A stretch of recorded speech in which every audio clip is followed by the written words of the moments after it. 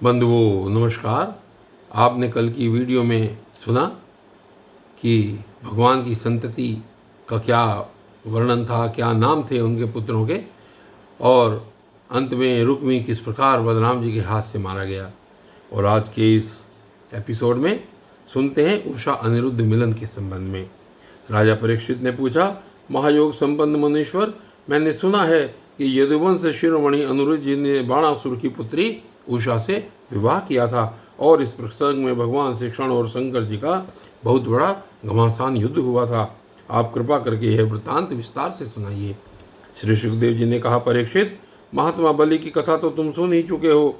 उन्होंने वामन रूपधारी भगवान को सारी पृथ्वी का दान कर दिया था। उनके 100 लड़के थे, उनमें सबसे बड़ा था बाणासुर। दैत्यराज बलि का औरस पुत्र बाणासुर भगवान शिव की भक्ति में सदा रत रहता था। समाज में उसका बड़ा आदर था। उसकी उदारता और बुद्धिमत्ता प्रशंसनीय थी। उसकी प्रतिज्ञा अटल होती थी और वह सचमुच अपनी बात का धनी था। उन दिनों वह परम रमणीय शोणितपुर में राज्य करता था। भगवान शंकर की कृपा से इंद्रादि देवता नौकर चाकर की तरह उसकी सेवा करते थे। उसके 1000 भुजाएं थी। एक दिन जब भगवान शंकर तांडव नृत्य कर रहे थे, तब उसने अपने 1000 हाथों से अनेक प्रकार के बाजे बजाकर उन्हें प्रसन्न कर लिया। सचमुच भगवान शंकर बड़े ही भक्तवत्सल और शरणागत रक्षक हैं। समस्त भूतों के एकमात्र स्वामी प्रभु ने बाणासुर से कहा, तुम्हारी जो इच्छा हो मुझसे मांग लो। बाणासुर ने कहा, भगवान, आप मेरे नगर की रक्षा करते हुए यहीं रहा करें। एक दिन बल पौरुष के घमंड में चूर बाणासुर ने अपने समीप ही स्थित भगवान शंकर के चरण कमलों को सूर्य के समान चमकीले मुकुट से छूकर प्रणाम किया और कहा, देवादिदेव, आप समस्त चराचर जगत के गुरु और ईश्वर हैं। मैं आपको नमस्कार करता हूँ। जिन लोगों के मनोरथ अब तक पूरे नहीं हुए हैं, उनको पूर्ण करने के लिए आप कल्प वृक्ष हैं। भगवान, आपने मुझे 1000 भुजाएं दी हैं, परंतु वे मेरे लिए केवल भार रूप हो रही हैं, क्योंकि त्रिलोकी में आपको छोड़कर मुझे अपनी बराबरी का कोई वीर योद्धा ही नहीं मिलता जो मुझसे लड़ सके। आदिदेव, एक बार मेरी बाहों में लड़ने के लिए इतनी खुजलाहट हुई कि मैं दिग्गजों की ओर चला, परंतु वे भी डर के मारे भाग खड़े हुए। उस समय मार्ग में अपनी बाहों की चोट से मैंने बहुत से पहाड़ों को तोड़ फोड़ डाला था। बाणासुर की यह प्रार्थना सुनकर भगवान शंकर ने तनिक क्रोध से कहा, रे मूढ़, जिस समय तेरी ध्वजा टूट कर गिर जाएगी, उस समय मेरे ही समान योद्धा से तेरा युद्ध होगा, और वह युद्ध तेरा घमंड चूर चूर कर देगा। परीक्षित, शंकर की बात सुनकर उसे बड़ा हर्ष हुआ और वह अपने घर लौट गया। अब वह मूर्ख भगवान शंकर के आदेशानुसार उस युद्ध की प्रतीक्षा करने लगा जिसमें उसके बल वीर्य का नाश होने वाला था। परीक्षित, बाणासुर की एक कन्या थी, उसका नाम था उषा। अभी वह कुमारी ही थी कि एक दिन स्वप्न में उसने देखा कि परम सुंदर अनिरुद्ध जी के साथ मेरा समागम हो रहा है। आश्चर्य की बात तो यह थी कि उसने अनिरुद्ध जी को न कभी देखा था और न सुना ही था। स्वप्न में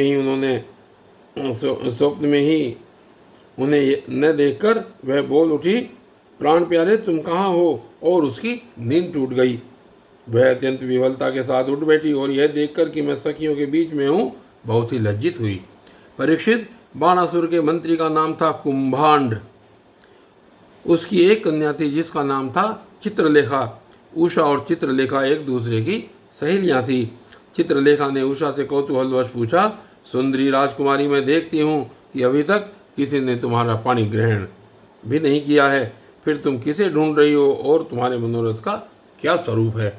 उषा ने कहा, सखी, मैंने स्वप्न में एक बहुत ही सुंदर नवयुवक को देखा है।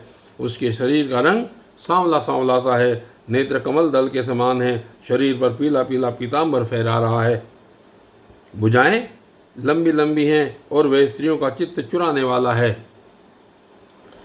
उसने पहले तो अपने अधरों का मधुर मधु मुझे पिलाया, परंतु मैं उसे अघाकर पी ही न पाई थी कि वह मुझे दुख के सागर में डालकर न जाने कहाँ चला गया। मैं तरसती ही रह गई। सखी, मैं अपने उसी प्राण वल्लभ को ढूंढ रही हूँ। चित्रलेखा ने कहा, सखी, यह तुम्हारा चितचोर त्रिलोकी में कहीं भी होगा और उसे तुम पहचान सकोगी तो मैं तुम्हारी विरह व्यथा अवश्य शांत कर दूंगी। मैं चित्र बनाती हूँ, तुम अपने चित्त चोर प्राण वल्लभ को पहचान कर बतला दो, फिर वह चाहे कहीं भी होगा, मैं उसे तुम्हारे पास ले आऊंगी। यूँ कहकर चित्रलेखा ने बात की बात में बहुत से देवता, गंधर्व, सिद्ध, चारण, पन्नग, दैत्य, विद्याधर, यक्ष और मनुष्य के चित्र बना दिए। मनुष्य में उसने वृष्णिवंशी वसुदेव जी के पिता शूर, स्वयं वसुदेव जी, बलराम जी और भगवान श्री कृष्ण आदि के चित्र बनाए। प्रद्युम्न जी का चित्र देखते ही उषा लज्जित हो गई। परीक्षित, जब उसने अनिरुद्ध का चित्र देखा तब तो लज्जा के मारे उसका सिर नीचा हो गया। फिर मंद मंद मुस्कुराते हुए उसने कहा, मेरा वह प्राण वल्लभ यही तो है, यही है। परीक्षित, चित्रलेखा योगिनी थी। वह जान गई कि ये भगवान श्री कृष्ण के पौत्र हैं। अब वह आकाश मार्ग से रात्रि में ही भगवान श्री कृष्ण के द्वारा सुरक्षित द्वारकापुरी में जा पहुंची। वहाँ अनिरुद्ध जी बहुत ही सुंदर पलंग पर सो रहे थे। चित्रलेखा योग सिद्धि के प्रभाव से उन्हें उठाकर शोणितपुर ले आई और अपनी सखी उषा को उसके प्रियतम का दर्शन करा दिया।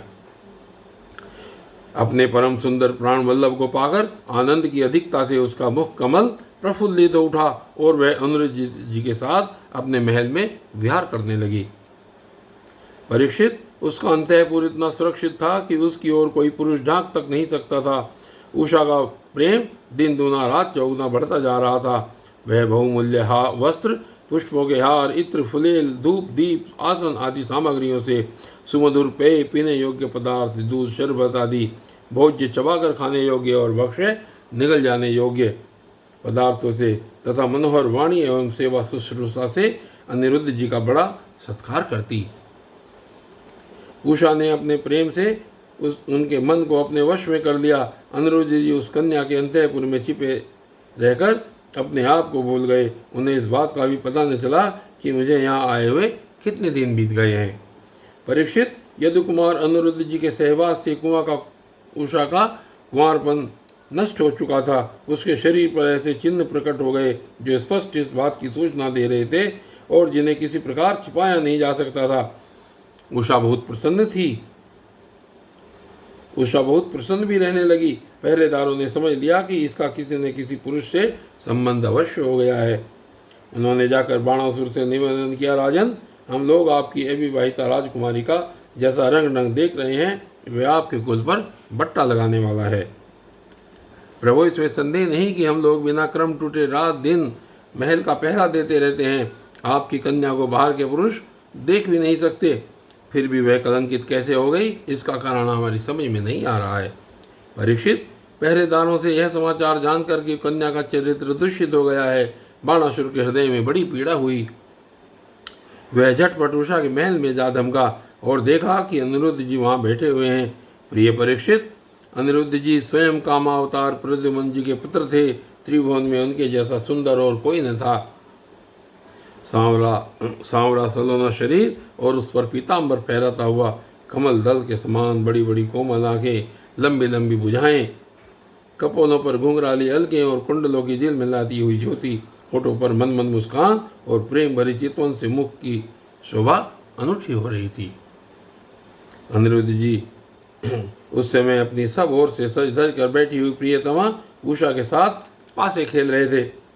उसके गले में बसंती बेला के बहुत सुंदर पुष्पों का हार सुशोभित हो रहा था और उस हार में उषा के अंग का स्पर्श होने से उसके वक्ष स्थल की केसर लगी हुई थी। उन्हें उषा के सामने ही बैठा देखकर बाणासुर विस्मित चकित हो गया। जब अनिरुद्ध जी ने देखा कि बाणासुर बहुत से आक्रमणकारी शस्त्रास्त्र से सुसज्जित और सैनिकों के साथ महल में घुस आया है, तब वे उन्हें धराशायी कर देने के लिए लोहे का एक भयंकर परिघ लेकर डट गए, मानो स्वयं काल दंड लेकर मृत्यु यानी कि यम खड़ा हो। बाणासुर के साथ आए हुए सैनिक उनको पकड़ने के लिए जो जो उनकी ओर झपटते, त्यों त्यों वे उन्हें मार मार कर गिराते जाते। ठीक वैसे ही जैसे सुअरों के दल का नायक कुत्तों को मार डाले। अनिरुद्ध जी की चोट से उन सैनिकों के सिर, भुजा, जंगा आदि अंग टूट फूट गए और वे महलों से निकलकर भागे।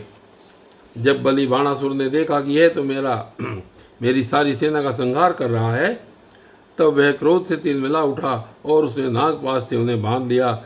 उषा ने जब सुना कि उसके प्रियतम को बांध लिया गया है, तब वह अत्यंत शोक और विषाद से बेवल हो गई उसके नेत्रों से आंसू की धारा बहने लगी और वह रोने लगी। और बंधुओं, आज की इस वीडियो में सिर्फ इतना ही, और आगे की वीडियो में क्या होता है ये बाद में देखेंगे।